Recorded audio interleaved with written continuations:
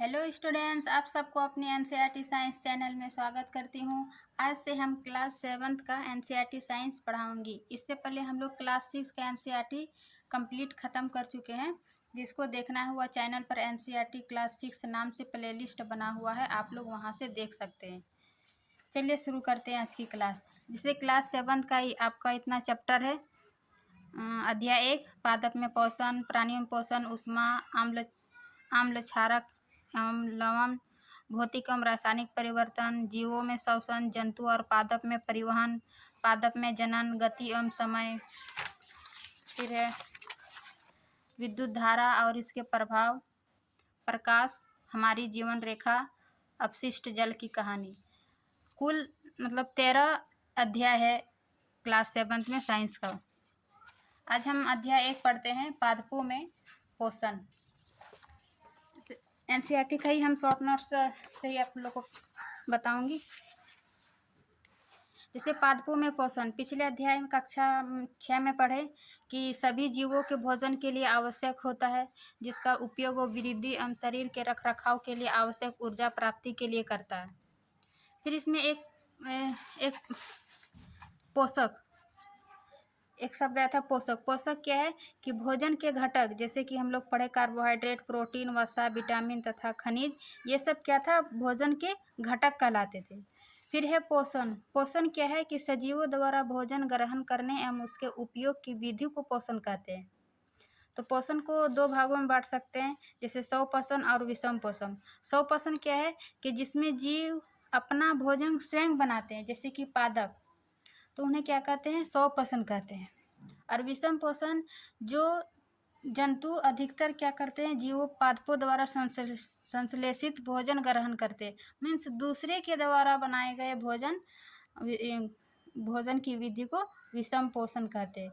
जैसे कि जीव जंतु, मनुष्य, हम लोग क्या करते हैं, अपने से भोजन नहीं बनाते, हमें पेड़ पौधे द्वारा बनाए हुए कार्बोहाइड्रेट को ही खाते हैं, तो हम लोग हो गया विषम पोषण।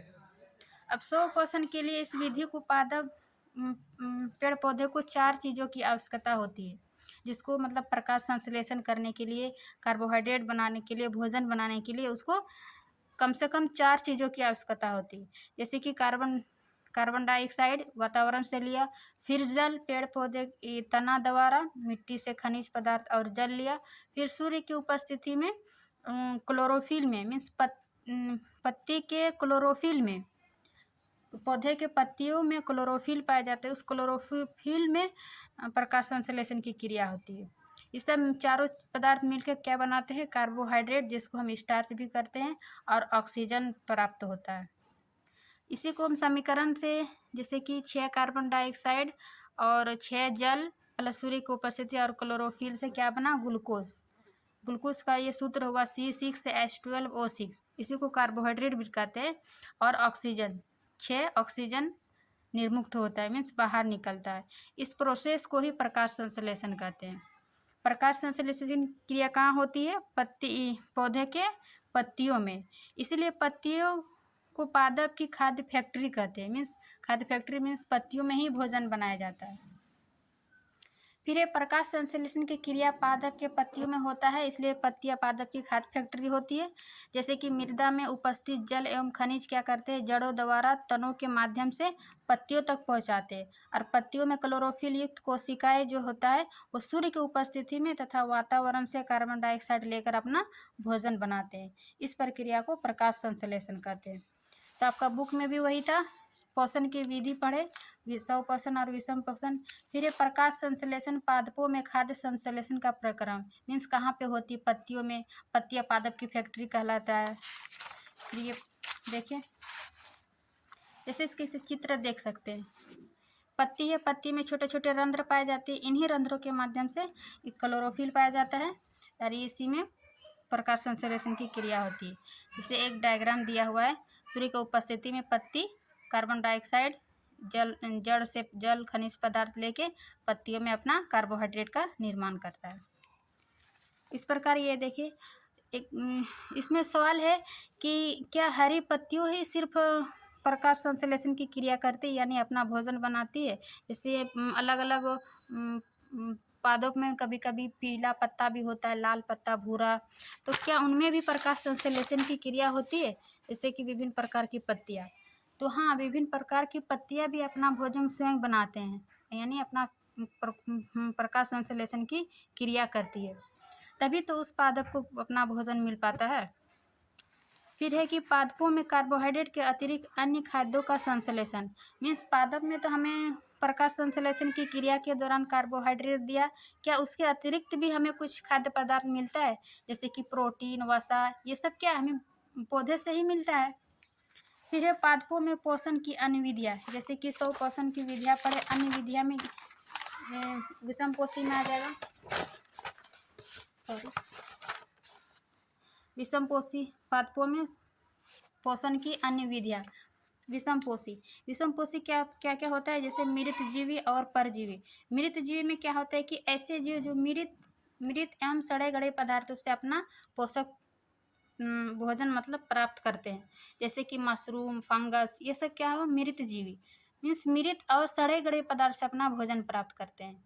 वही दूसरी ओर परजीवी, ऐसे जीव जो अपना भोजन अन्य जीवों के बनाए भोजन पर निर्भर करते हैं, परजीवी पोषण कहलाते हैं।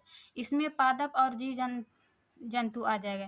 जैसे पादप में अमरबेल, यह क्या करते हैं कि पेड़ों द्वारा बनाया गया प्रकाश संश्लेषण को उसमें पीला रंग का लत जैसा, जैसे ये दिखा रहे हैं, देखे होंगे आसपास में, ये अमरबेल मीन्स इसमें पीला रंग का तार जैसा पेड़ों के और लिपट जाते हैं। ये क्या है? अमरबेल का उदाहरण। परपोषी मीन्स दूसरे द्वारा बनाया गया भोजन को अपना भोजन बनाते हैं। फिर वही जंतु में आ जाएगा मच्छर, जौ, ये सब क्या है? परजीवी। परपोषी, परजीवी एक ही होता है। फिर दूसरा है कीटभक्षी पादप। कीटभक्षी ऐसे पादप जो कीटों को पकड़ते हैं या खाते हैं, कीटभक्षी पादप कहलाते हैं। जैसे इसका उदाहरण हो गया घटपर्णी, जिसको पीचर पादप भी कहते हैं, और इसका पीचर पादप का उदाहरण वीनस फ्लाई, ट्रैप, संड्यूस। जैसे कीटभक्षी में क्या होता है कि इसका जो पत्तियां है, इसी इसका पत्ती के शीर्ष भाग ढक्कन जैसा हो जाता है, और ये पत्ती का पूरे भाग घड़े का रूप ले लेता है, और घड़े में छोटे छोटे रोम छिद्र पाए जाते हैं, जिसमें इनमें कीड़े मकोड़े आकर फंस जाते हैं, और ये इससे एक पाचक रस निकलता है, और यहीं से कीटों का पाचन हो जाता है। तो इस प्रकार हम ये घटपर्णी पर आप देखें कीटभक्षी, इसका दो उदाहरण है, वीनस फ्लाई, ट्रैप, और संड्यू, कीटभक्षी पादपों के दो उदाहरण हैं। फिर है एल्गी, मतलब शैवाल। शैवाल क्या होता है कि हमारे आसपास में देखें कि खास करके बरसाती के दिनों में गीली दीवारों, तालाबों अथवा ठहरे हुए जलाशय में हरे काई जैसा पादप होते हैं। ये सामान्यतः कुछ जीवों की वृद्धि के कारण बनती है, जिनको क्या कहते हैं? शैवाल कहते हैं। और ये अपना इनके क्लोरोफिल होता है, इस कारण ये अपना भोजन स्वयं बनाते हैं। फिर आगे है सहजीवी संबंध। सहजीवी संबंध में क्या होता है कि कुछ जीव एक दूसरे के साथ रहते हैं तथा अपना आवास एवं पोषक तत्व एक दूसरे के साथ बांटते हैं, इसे सहजीवी संबंध कहते हैं। जैसे कि लाइकेन में क्या होता है कि शैवाल और फंगस का सहजीवी संबंध होता है। शैवाल क्या करता है कि चूँकि इसमें क्लोरोफिल पाया जाता है, हरे रंग का पदार्थ, इसलिए इसमें प्रकाश संश्लेषण करके अपना भोजन बनाता है, और ये शैवाल जो भोजन बनाता है वो भोजन फंगस को, कवक को देता है, और कवक क्या करता है? शैवाल को रहने का स्थान, जल एवं पोषक तत्व उपलब्ध कराता है। इस प्रकार ये दोनों के बीच सहजीवी संबंध होता है। अब फिर है कि मृदा में पोषकों की पुनः पूर्ति किस प्रकार होती है? ये आपका मृदा में पोषकों की पुनः पूर्ति किस प्रकार होता है? तो जैसे कि पौधे मृदा में खनिज पोषक तत्वों का अवशोषण करते हैं, और यह खनिज पदार्थ मिट्टी से कम जब अवशोषण करते ये कम होते रहते हैं, जब बार बार यूज होगा तो उसका कम होते रहते हैं। इस खनिज पदार्थ की निरंतर आपूर्ति के लिए निरंतर उर्वरक एवं खाद मिलाया जाता है। ये इस उर्वरक खाद में क्या पाया जाता है? नाइट्रोजन, पोटेशियम और फास्फोरस आदि पोषक तत्व होते हैं। मृदा को समृद्धि बनाने के लिए इन्हें समय समय पर मिट्टी में मिलाने की आवश्यकता पड़ती है। वायुमंडल में नाइट्रोजन प्रचुर मात्रा में मौजूद है, परंतु पौधे इनका डायरेक्ट उपयोग नहीं करते हैं। इसीलिए कुछ दलहनी पौधा होता है, जैसे चना, मटर, मूंग, ये सब क्या करते हैं, उनके पौधे की जड़ों में, गांठों में राइजोबियम बैक्टीरियम पाया जाता है, जो वायुमंडल के नाइट्रोजन को घुलनशील नाइट्रेट अथवा नाइट्रेट के रूप में परिवर्तित कर देते हैं। इस प्रकार ये जो राइजोबियम बैक्टीरिया और फलीदार पौधे के बीच में सजीवी संबंध होता है और हमारे मृदा में पोषक की पुनःपूर्ति हो जाती है। तो ये थी आपका ये अभ्यास, पादपों में पोषण, ये आपका चैप्टर खत्म होता है। चलते अभ्यास की ओर। मैं अभ्यास में कि जीवों की खाद्य की आवश्यकता क्यों होती है? क्योंकि प्रत्येक जीवों की खाद्य की आवश्यकता होती है, क्योंकि जिसका उपयोग वो अपना वृद्धि, शरीर के रखरखाव तथा आवश्यक ऊर्जा प्राप्ति के लिए करते हैं। फिर परजीवी एवं मृतजीवी में अंतर स्पष्ट करें। जो ये परजीवी और मृतजीवी में शॉर्ट नोट से यहाँ लिख लीजिएगा।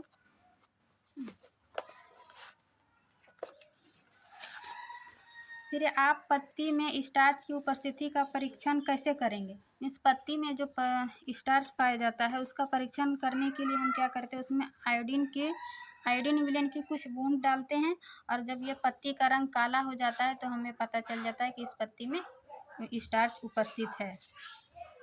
फिर हरे पादपों में खाद्य संश्लेषण प्रक्रम का संक्षिप्त विवरण लिखिए। हरे पादप में प्रकाश संश्लेषण की क्रिया, जो कि 4 तत्व था, कार्बन डाइऑक्साइड, जल और सूर्य की उपस्थिति और क्लोरोफिल, इन चारों से हमें क्या बना था, प्रकाश संश्लेषण। फिर किसी प्रवाह की चित्र की सहायता से दर्शाइए कि पादप भोजन के मूलभूत स्रोत है। हमें ये चित्र बना सकते हैं जो हमारे बुक में दिया हुआ है। सूर्य की उपस्थिति में कार्बन डाइऑक्साइड, जल लेके पत्तियां क्लोरोफिल से अपना भोजन बनाते हैं। इस प्रकार ये चित्र बना सकते हैं। फिर किसी रिक्त स्थानों की पूर्ति कीजिए। क्योंकि हरे पादप अपना खाद्य स्वयं बनाते हैं, इसलिए इन्हें क्या कहते हैं, उन्हें स्वपोषी कहते हैं। जो पादप अपने भोजन स्वयं बनाते हैं उसे स्वयं पोषण कहते हैं। फिर है पादपों द्वारा संश्लेषित खाद्य का भंडारण देश के रूप में किया जाता है। किस रूप में खाद्य पदार्थ भंडारण करते हैं? तो स्टार्च के रूप में या कार्बोहाइड्रेट के रूप में भंडारण करते हैं। फिर प्रकाश संश्लेषण के प्रक्रम में जिस वर्णक द्वारा सौर ऊर्जा संग्रहित की जाती है उसे क्या कहते हैं? मीन्स प्रकाश संश्लेषण जिस वर्णक द्वारा, मतलब पत्ती में जो क्लोरोफिल पाया जाता है उसी वर्णक के कारण सौर ऊर्जा संग्रहित की जाती है, तो यहाँ क्लोरोफिल हो जाएगा। फिर प्रकाश संश्लेषण में पादप वायुमंडल से डैश लेते हैं तथा डैश का उत्पादन करते हैं। वायुमंडल से क्या लेते हैं? कार्बन डाइऑक्साइड लेते हैं और क्या छोड़ते हैं? ऑक्सीजन का उत्पादन करते हैं।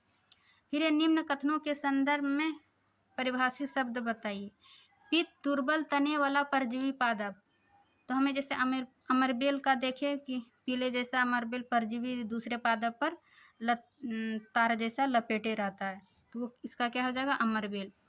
फिर एक पादप जिसमें स्वपोषण एवं विषम पोषण दोनों ही प्रणाली पाई जाती है, किस वो मतलब पूछ रहा है किसमें स्वपोषण और विषम पोषण दोनों होता है, तो इसका घटपर्णी हम दे सकते हैं। घटपर्णी में क्या होता है? स्वपोषण, जो अपना भोजन स्वयं बनाया और उसको कीड़े मकोड़े भी अपने ओर आकर्षित करके उसमें फंस जाते हैं, तो इस प्रकार वह विषम पोषण भी कहलाया। मैंने घटपर्णी स्वपोषण और विषम पोषण दोनों हुआ। फिर वे रंध्र जिनके द्वारा पत्तियों में गैसों का आदान प्रदान होता है,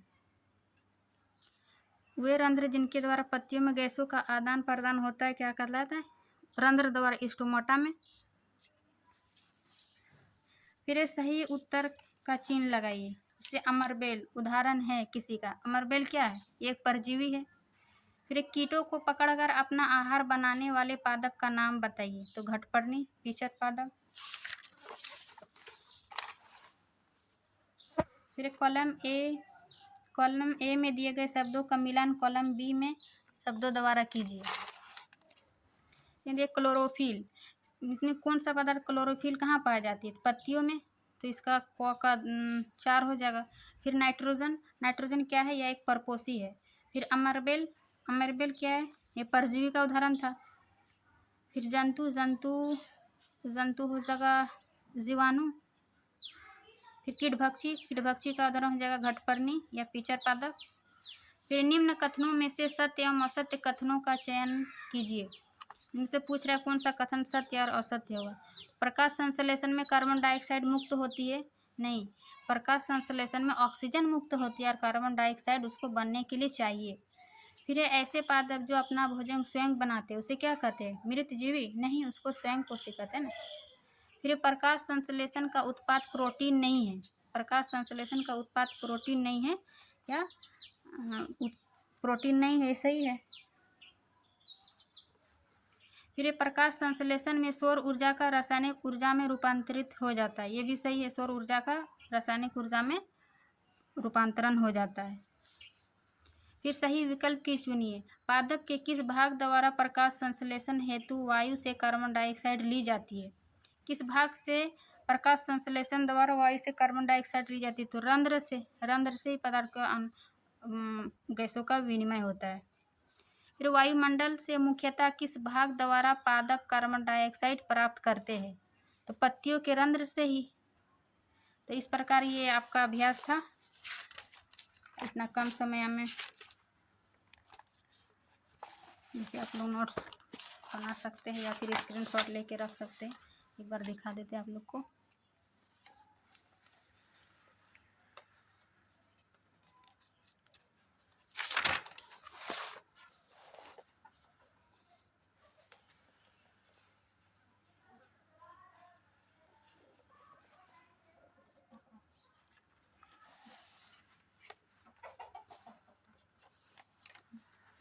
तो ये थी आज की क्लास। उम्मीद करती हूँ कि ये आप लोग को क्लास अच्छी लगी होगी।